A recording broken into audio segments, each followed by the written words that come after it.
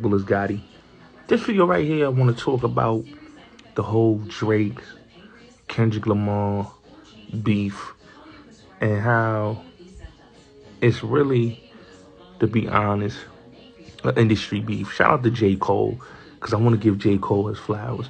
But I want everybody to make sure y'all click, like, share, and subscribe to this video. So, this is my opinion. And I've been giving my opinion on the whole J. Cole and Drake war since it first started. But a lot of people have been, some people is pro Drake, some people is pro Kendrick.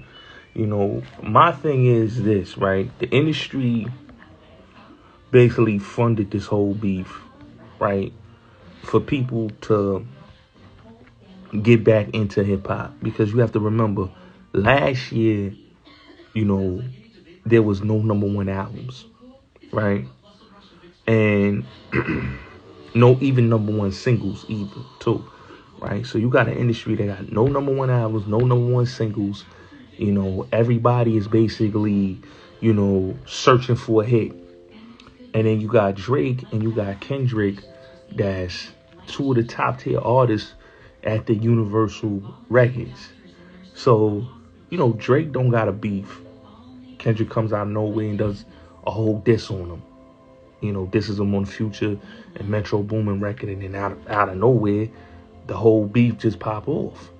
Now, mind you, this was basically to dethrone Drake out of his spot so Kendrick can be in that spot. And this is why I told people, like, this whole thing has become oversaturated. Some people say, yo, Gotti, you hating on Kendrick. No, I'm not hating. I'm just being honest. Like, I just feel, in my opinion, that this whole beef was an industry play. The Drake and Kendrick beef was an industry play. I don't feel that it was genuinely for hip-hop. I felt that it was the industry dethroning one guy that was the top dog at Universal to put up another top dog, who was Kendrick Lamar, And what they did was they did a lot of lowballing. We talking about dudes putting out his crib, personal information getting out there. Just a whole lot of dirty politics that I felt that in a hip-hop battle, we learned from Biggie and Tupac, we learned from many others. And then to see in this battle that it just was a whole lot of treachery going on. And it just showed, like, dudes would do anything to sell records. And this whole beef is really an industry play. You know what I'm saying? And I feel that a lot of people got caught up in the agenda and they really thought that it was what it was, and it wasn't. You feel me? Like, a lot of people felt that, nah, this is bringing hip-hop back. But in my opinion, I feel like they didn't really bring back nothing. All it did was it just showed you that the game didn't have anybody that was really popping to hold on the torch. And they used this Kendrick and Drake beef to say that it helped hip-hop. It didn't really help hip-hop. You know what I'm saying? Because people been, let's keep it real, people been spitting lyrical music. People been doing lyrical stuff. But the thing is that people, really didn't want to show those points. That it wasn't it's not about who made good music. You know what I'm saying? Because I feel like Kendrick and Drake is in two different lanes. And I felt that it was all just, it was a thing by the label, by Universal, that said, you know what? Let's get these two, the beef. And whoever wins the battle, we're going to side with them. So I can understand Drake's gripe for his lawsuit. You know what I'm saying? I just feel like, all these people that now talking about they rocking with Kendrick, it kills me, because I'm like, hold on, a lot of these people wasn't pro Kendrick fans. Now all of a sudden everybody a Kendrick fan. Now everybody is Kendrick Lamar this, Kendrick Lamar that. You know what I'm saying? You know, because I just felt like it was a lot of meat riding going on. You know, you could even look at the whole thing with the Super Bowl, right? Kendrick did the Super Bowl with Dr. Dre and Snoop, right?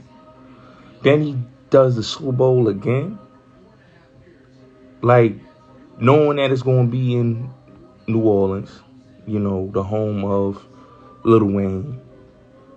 And to go to this man's city and they go and they doing the Super Bowl, but they going to have not him do it, not Lil Wayne do it, but have Kendrick Lamar do it, which is not Kendrick Lamar's city. You know, he's not from New Orleans, right? But it's a what people gotta understand. It's an industry thing. It's really you know, them showing you that boy is the face right now. They done with Drake and they going with Kendrick. You know what I'm saying? It can't be. It's like Pac said. It can't be two dudes in nigga kingdom. You know, that's what Pac said. You know, it only could be one king, and they want to go with Kendrick. You know what I'm saying? They want to go with Kendrick. Kendrick is the face right now for the industry. You know, and like I said, like, just the way you could tell that they put a lot of money behind They Not Like Us. They put a lot of money behind that. Universal. They put a lot of money behind that diss track. You know what I mean? They basically made sure that Kendrick got the who's who, the support, the everything. And then put the icing on the cake, he gets the Super Bowl. All industry plays. This wasn't a thing for hip-hop. It was a thing for power. It was a thing for positioning. And it was a thing for taking the throne from the guy that's the top guy to now putting it on the guy that's now, you know. We already know what it was. It's a changing of the guards. You know, I seen it coming, but I didn't think they was going to do it the way they did it. But we all seen it coming.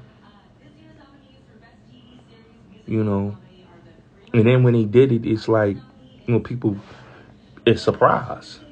You know, I don't understand how people could be surprised. You know, because he's the face of, you know, for a minute, he's been the face of Universal Records. You know, it was between him and Drake. You know, it was some industry. I still say it was an industry play. Industry ain't rocking with Drake right now. Everybody rocking with Kendrick. Out with the old and with the new. You know, I had a conversation. I said, yo, when I look at this situation, it's like when LL was in Def Jam and he was like, he was the man, right? And then after the 10 album, going into Definition and then going into the album,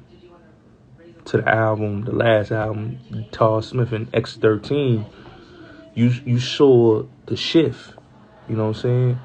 And with Universal, you see the shift. The shift is Kendrick Lamar. You know what I'm saying? And the association that they have with him. That they'll rather go with him than go with, you know, Drake. You know, they went with Drake for years, and, you know, Drake was under the whole Cash Money conglomerate, but as you can see, Cash Money is not in no more. It's like, and people gotta realize this, right? And I noticed this for years. Universal always sided with the West because it's like in the West. So even with, you know, anybody that comes out, it's like Eminem was the face of Universal Records for so many years, right? Because He signed to Dr. Dre, Jimmy Iovine. So it's the same thing with Kendrick. He's under that umbrella. He's under that Universal umbrella. He's under that Dr. Dre, just that whole camp. So they're gonna go with him because he's under that umbrella. You know what I'm saying? But like I said, it was all an industry play from the get-go. Everybody knew it was an industry play. Who didn't know? Sorry to tell you, but that what it was. You know, because, you know, when they put the money that they put, there was a whole lot of payola being put for They Not Like Us. That got a lot of rotation, a lot of radio play. Then, you know, and Kendrick get radio play, but the way that record got radio play, this showed you that they made sure they pushed that record. And they pushed it, and they made sure bloggers, everybody got paid to push it. So yeah, it was that type of play, you know. And people may want to say, no, it wasn't that. It was, no, it was. Because you got to look, bro. No rappers was selling no records. You know, hip hop in 2023 was not selling anything. You had no number ones, no number one hip hop singles, and no number one albums. 2023 was the worst year for hip hop. Seriously. And Kendrick comes out with that diss track because they needed somebody that they was gonna push. But it wasn't about what they try to make it seem like. You know what I'm saying? That's why I respect J. Cole, because he knew this wasn't hip hop. This battle wasn't hip hop. This was an industry thing. This was the labels that was behind this battle, and there was money being spent on to push Kendrick Lamar. So that's why J. Cole bowed out gracefully, because he knew this wasn't for the sport of hip hop. It wasn't for the culture. It was for the bag of the industry. So yeah, you already know what it is, man. It's your boy Bulletz Gotti. Had to do this video real quick. Salute.